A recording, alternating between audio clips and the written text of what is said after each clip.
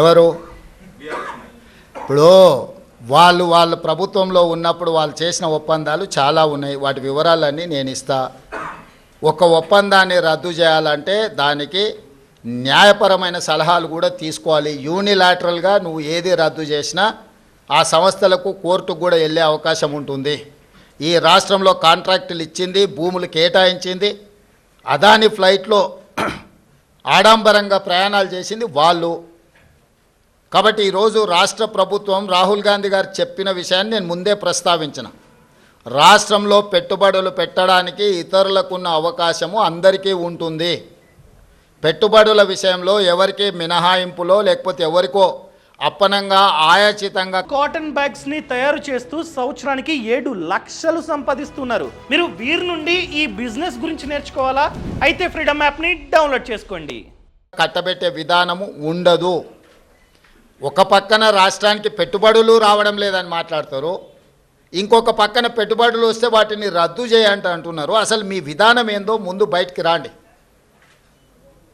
గతంలో మీరు ఇచ్చిన నేషనల్ హైవేస్ కావచ్చు, లేకపోతే డేటా సెంటర్లు కావచ్చు, ఇతర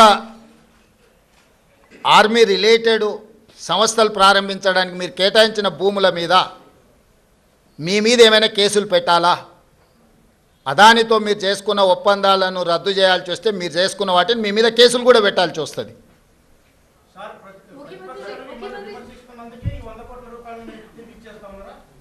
ఎవరు చెప్పిండ్రు? రాంబాబు ప్రెస్ మీట్ విననట్టు ఉన్నాడు. మొత్తం విను ఒకసారి. మళ్ళీ నేను ఇంతకుముందు ఏం చెప్పినా